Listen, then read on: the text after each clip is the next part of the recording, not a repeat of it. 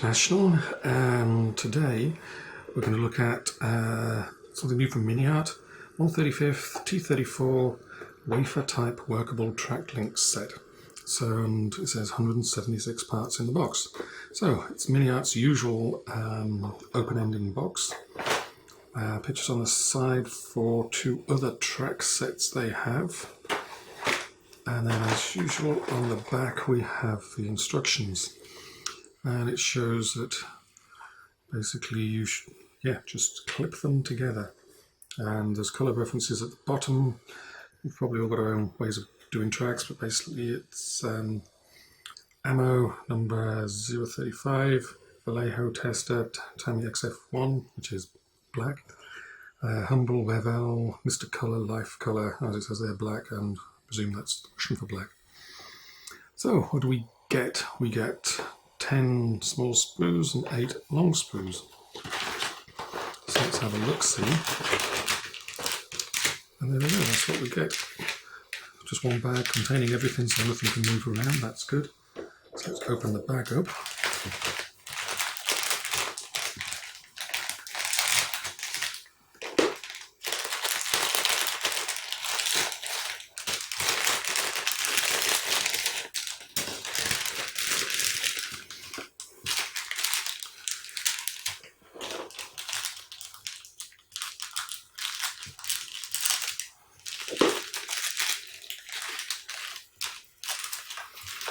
So basically we get, there isn't one missing, that's good. So in these ones we get 9, 3, 6, 8 sprues on there. Plus I think there's a pins there as well, so I'll have to double check in a second.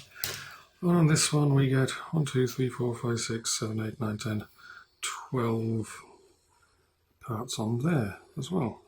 So the detail looks rather good for this.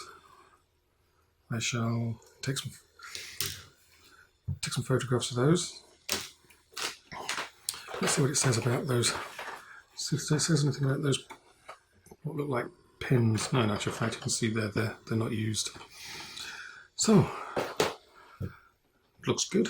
But I'm sure most of us have used these types of tracks before and had all, had all sorts of fun in actually putting them together.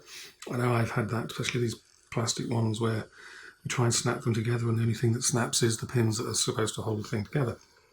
So let's have a play with this and see how it goes together. Okay, so here is a couple of links I put together that went okay, and these two are stuck together and they do in fact move. Here's a couple of links where it didn't go so well. Hopefully this is in focus. We can see at the top here, just hopefully above my nail there, is one of the pins broke off. And generally that's, if you're not careful, that is what's going to happen every time. Because if I just put this in, show you this. If I just offer this up, you can see there's a pin both ways. If I just push, it's going to knock the pins off.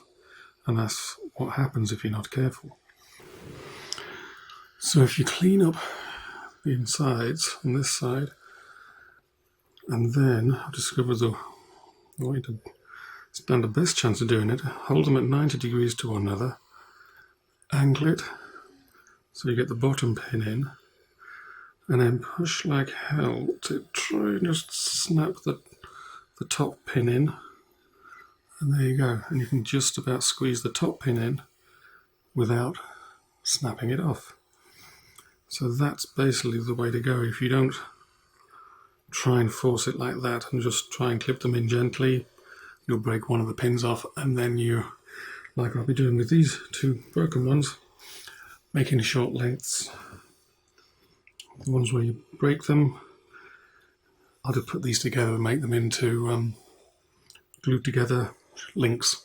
So you can kind of make them into, should we say, let's say link and length, but the link ones you'll be gluing together because they didn't go well, and the length ones will work as advertised.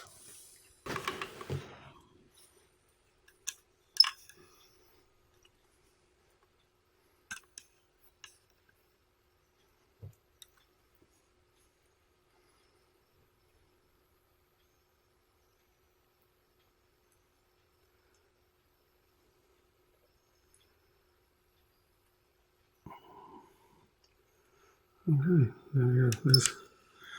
There's 3 of them put together. As you can see, it's going to be it's going to take a while, and there's going to be mistakes because it doesn't take much to knock those little pins that are sticking in there. It doesn't take much to knock those off. So there's going to be some bits that I end up gluing together, and then there's going to be some like these that actually work, and then I can use them. Okay, so an overall conclusion. So these tracks are definitely more detailed than the rubber band type. They're comparable to metal tracks. They're more complex than rubber band type tracks, obviously, and they're a bit fiddly. Some of the tracks you're going to break the pins off and end up with a few glued together lengths. But they're an awful lot cheaper than the metal tracks. Metal tracks can cost the same as the kit you've just built. So overall it's a good compromise. It's a little bit more fiddly, but you get better detail and you get tracks that actually lay properly.